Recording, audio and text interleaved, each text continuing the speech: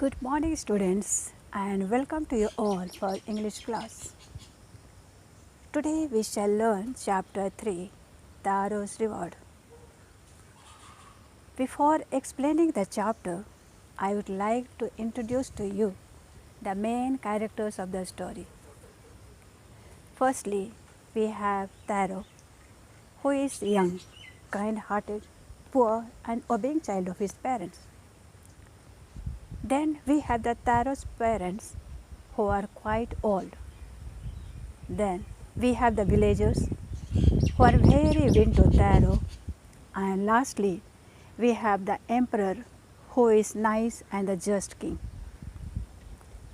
Now, as we are aware of all the important characters, so let us begin our story. There was a young woodcutter named Taro. He lived with his old parents on a lonely hillside. He earned only a small amount of money from his work. This made him sad because he wanted to make life better for his parents. One day, it was very cold.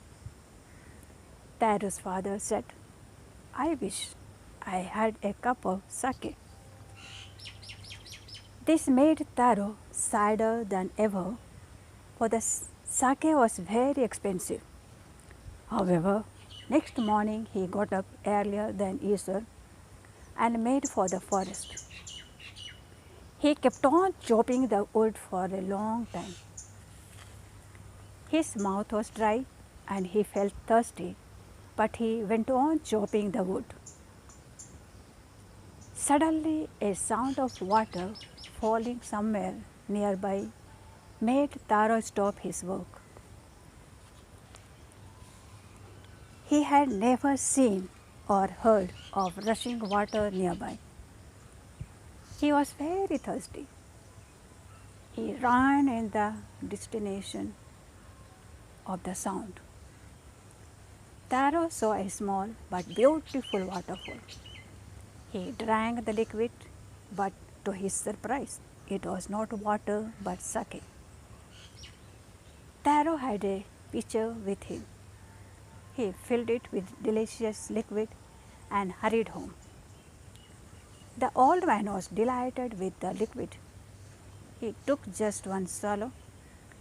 He stopped his shearing and he began to dance. This was his way to show the happiness.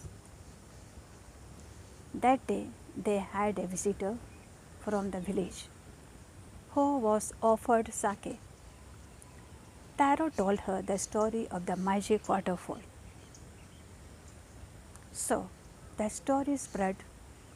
Other villagers came to Taro's house, and within half an hour the pitcher was empty.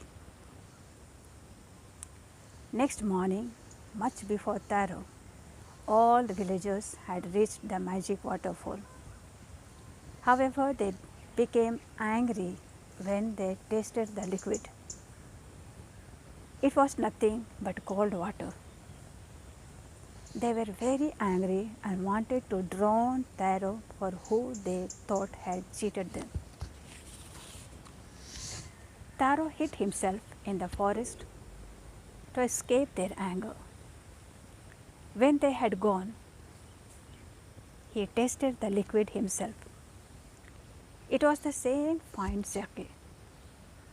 It was now very clear that the magic waterfall gave sake only to Taro.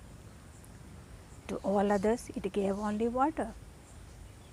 Obviously, God was kind to Taro because he was a thoughtful son. The story of Taro and his magic waterfall reached the emperor. He sent a message for Taro and rewarded him with 20 pieces of gold.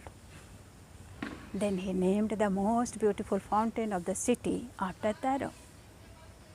This was to encourage all children to honor and obey their parents.